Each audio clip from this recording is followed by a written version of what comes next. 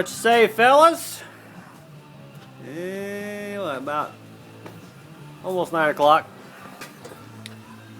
Took me a better part of a day. You know, taking my time and everything. Not like I killed myself to get it done. I'll put something back here so I don't lose these bolts. Got the cam lifters out. Timing chain was super sloppy. You know, I know the GMs for a long time used to have timing gears that had plastic on them. And I don't know if this one, I don't know if they stopped doing that after a certain time. That wasn't one of GM's smarter moves.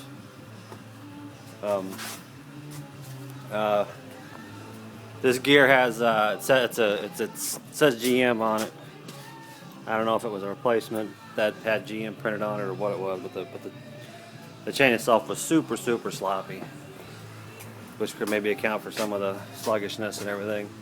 And cam's not terrible.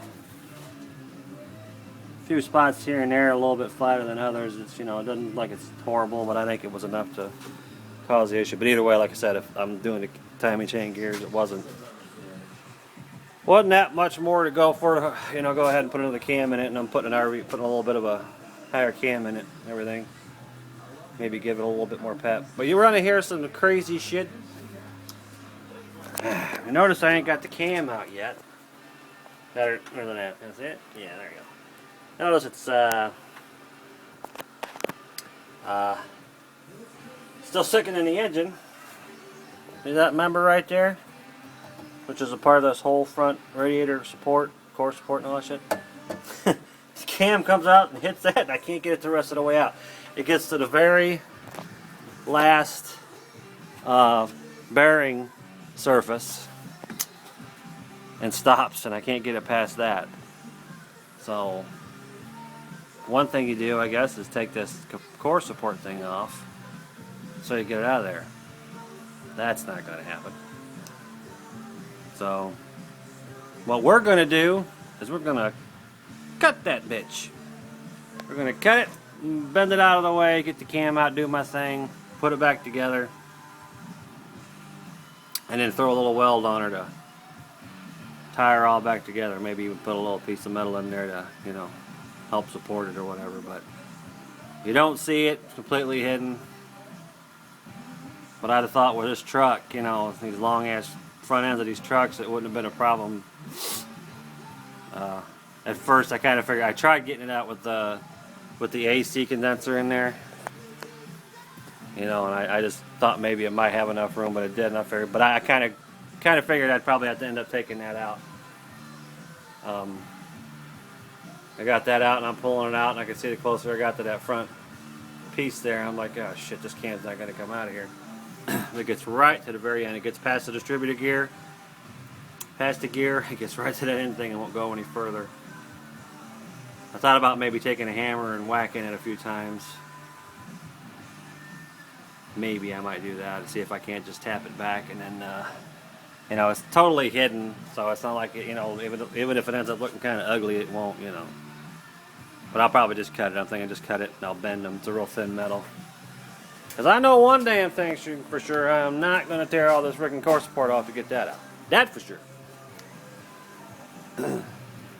But the timing chain was like really super loose, really sloppy.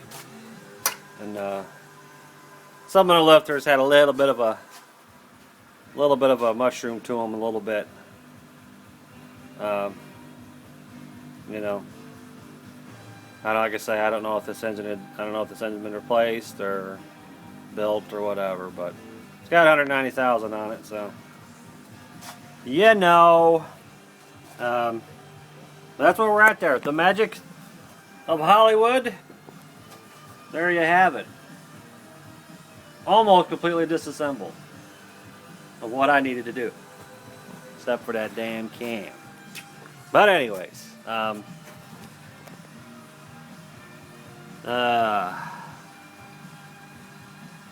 tired.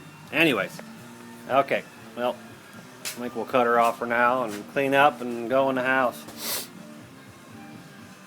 and start the fun process of cleaning all the surfaces, getting them all nice and clean, and